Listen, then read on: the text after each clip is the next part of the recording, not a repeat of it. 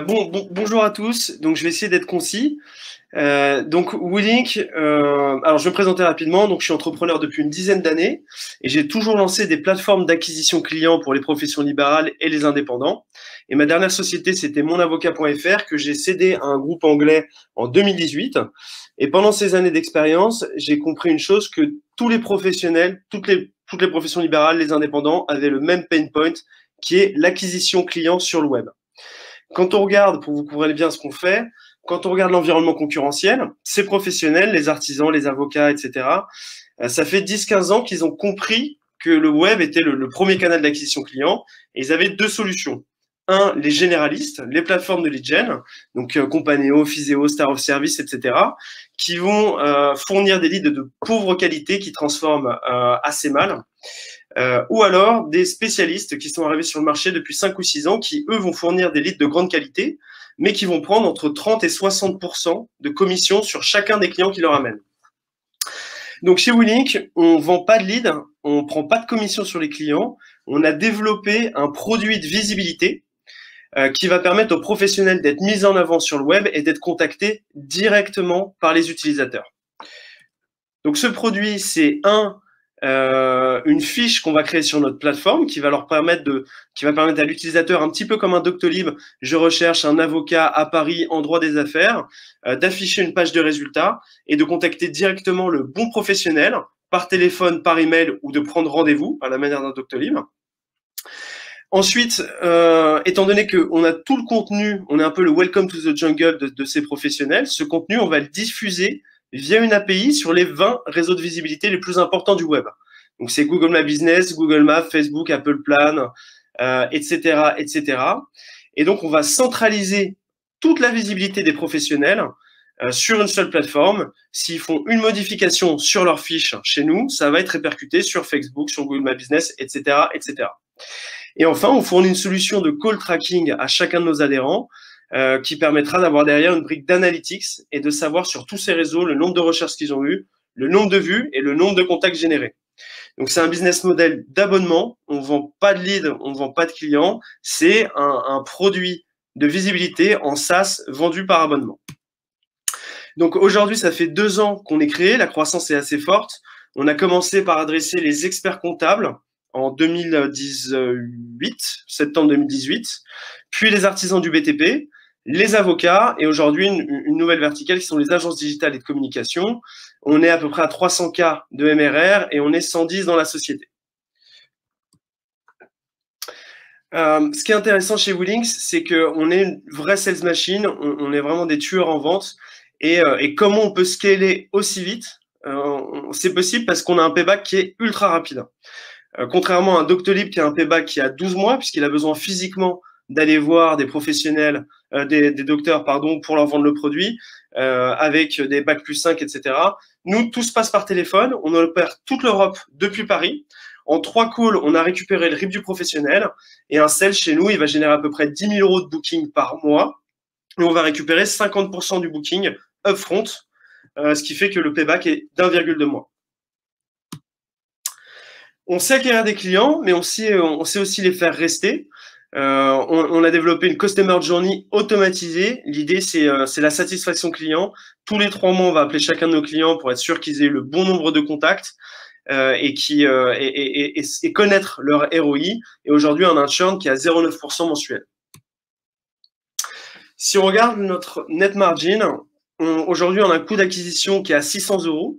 Donc là-dedans, c'est évidemment tous les salaires des vendeurs. Aujourd'hui, on a à peu près 70 vendeurs, plus tous nos coûts de pub pour générer de l'inbound à nos sales.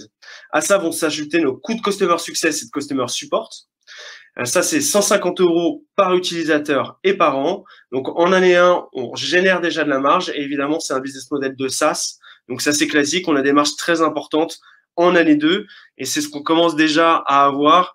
Ce qui fait qu'on a une croissance du booking qui est à 60% entre juillet et septembre. On passe de 300 000 à presque 600 000 € de booking en septembre.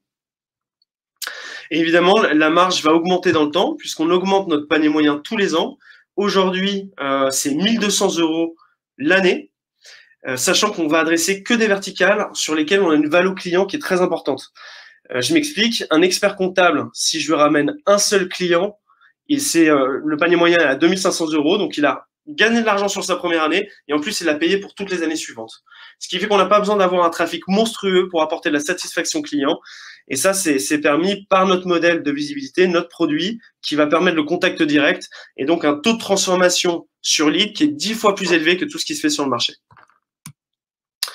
Donc ça, c'est la croissance de notre MRR. On a une croissance moyenne mensuelle de 15% du MRR, avec une forte accélération. Et là, on a dépassé les 3,5 millions d'ARR. Sur l'équipe, moi je suis CIO et j'ai un CO qui s'appelle Kevin Goncalves. Donc lui, il a été dirigeant d'une plateforme d'acquisition client pendant 6 ou 7 ans.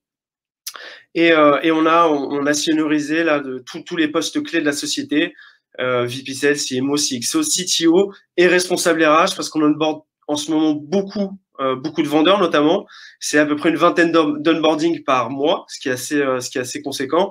Donc on a un pôle talent TAC qui va nous permettre de sourcer ces sales et nous permettre de tenir la roadmap. Et on a aussi Thomas Robot de Miro en tant qu'advisor board qui est vraiment une brute en développement commercial et qui nous aide sur notre expansion à l'international. Donc la particularité de WooLink, c'est qu'on est multivertical. Pourquoi on est multivertical? Pourquoi on peut le faire? Parce qu'on adresse un pain point qui est commun à toutes ces professions. Notre produit, il va aussi bien à un avocat qu'un artisan, qu'un architecte, qu'un expert comptable, qu'un broker, etc., etc. Plus on a de vertical, plus nos vendeurs sont efficaces. Donc on lance une verticale tous les 3 mois. Aujourd'hui, c'est 48 heures pour ouvrir un nouveau pays et c'est 1 mois pour lancer une nouvelle verticale. Mais on va lancer une verticale tous les 3 mois, ce qui va nous permettre d'adresser un marché qui est de plus en plus important et de générer de plus en plus d'inbound à nos sales, ce qui va faire augmenter la sales perf. Aujourd'hui, un vendeur, 70% de ses ventes sont faites sur inbound. Donc, on est passé d'une sales perf à 8 ventes par commercial par mois. Aujourd'hui, on frôle les 10. Et l'idée, c'est d'atteindre les 12 pour avoir des commerciaux de plus en plus rentables et efficaces. En étant multivertical, c'est aussi d'autres avantages. On absorbe la saisonnalité. Typiquement, un fret de la compta de mars à juin, c'est la période fiscale, donc il ne va pas travailler sur sa partie lead gen. Nous, il suffit de faire switcher nos sales sur les builders ou sur les lawyers et on a absorbé la saisonnalité. Et d'être multivertical, ça je l'ai déjà dit, mais ça nous permet vraiment d'avoir un marché sans fin. Ça, notre roadmap aujourd'hui, c'est 6 verticales. C'est les experts comptables, les artisans, les avocats, les brokers qui sont les courtiers en assurance, gestion de patrimoine et immobilier, les architectes et les agences digitales et de communication. Et juste sur ces 6 verticales, on a un marché qui a à peu près de 10 millions de prospects en Europe qu'on sait adresser aujourd'hui. Et donc, l'idée, c'est d'avoir à maturité, je pense, un taux de pénétration de 10%. Donc, on peut viser 1 milliard sur ces 6 verticales. Maintenant, sur la vision, aujourd'hui, on a développé le meilleur produit de visibilité. On est assez unique et c'est pour ça qu'on a une croissance aussi forte d'ailleurs. L'idée maintenant, c'est d'intégrer tout le funnel de conversion sur notre plateforme du lead. Donc, depuis le contact jusqu'à l'encaissement des honoraires, donc par du lead management. Il faut imaginer un pipe drive ultra simplifié. On s'adresse vraiment à des artisans, à des avocats, des experts comptables. Ce ne sont pas des vendeurs. Donc, l'idée, c'est de leur tenir la main dans toutes les étapes de conversion des contacts, les aider à qualifier, les aider à pricer. Une fois qu'ils ont pricé, ils ont la possibilité d'uploader leur facture et de se faire payer directement par carte bancaire. Et derrière, d'avoir un dashboard ultra poussé. Aujourd'hui, c'est là, mais c'est assez basique. On s'est vraiment focus pendant 2 ans sur le développement commercial, ce qu'on a très bien fait. Maintenant, on veut avoir un fort focus produit pour rendre encore plus sticky notre business et donc faire rester encore plus nos adhérents. En plus de ça, sur la partie visibilité, on va assez vite sur le développement de nouvelles features, ce qui justifie aussi l'augmentation constante des paniers moyens. On a l'agenda qui est live dans 10 jours et on va lancer aussi la consultation en ligne. Donc l'utilisateur, il pourra, à la manière d'un Doctolib, toujours avoir 20 minutes de call avec un avocat ou un expert comptable, mettre sa carte bancaire. Nous, ça va nous permettre de monétiser directement le trafic, chose qu'on fait aujourd'hui indirectement via les abonnements. Et pour le professionnel, ça évite le premier rendez-vous gratuit, ça lui fait une source de revenus et derrière, ça débouche sur un client. Donc, en 2019, on va faire 1,4 million d'ARR. Cette année, on va faire 4,2 millions. On vise 100 millions d'ARR en 2024 et on sera break-even en avril 2021.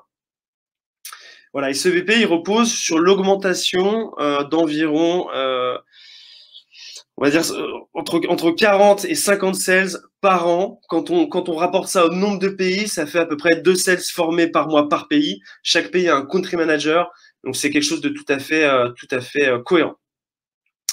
Voilà, donc on en parlait un petit peu. Là, on est en train de boucler une nouvelle opération, notre série A, de 5,5 millions d'euros.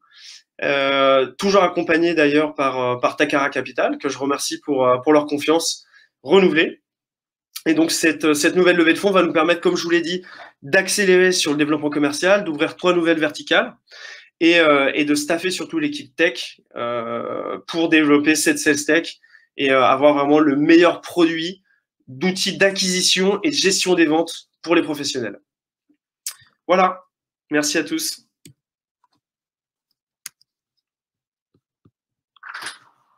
Charles, on a quelques questions pour toi. Bien sûr. Tu vas voir figurer dans le chat. Ok. Je les vois pas.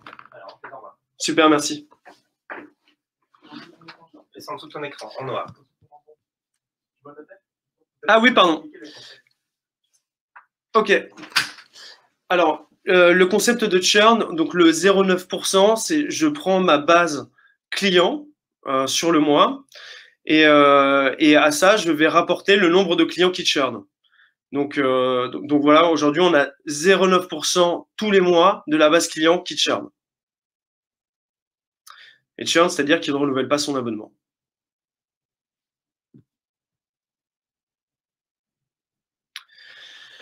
En termes d'exit, je pense qu'on a un marché qui est vraiment sans fin puisqu'on est capable d'empiler les verticales. Après, il faut bien les sélectionner. C'est quelque chose qu'on a processé via ce qu'on appelle chez nous l'ID Lab.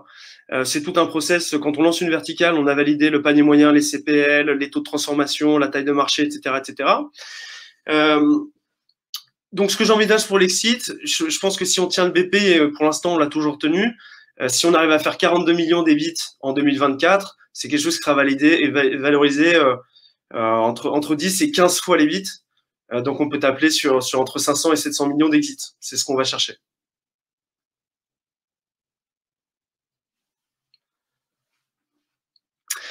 Alors, aujourd'hui, la France représente 50% de nos revenus.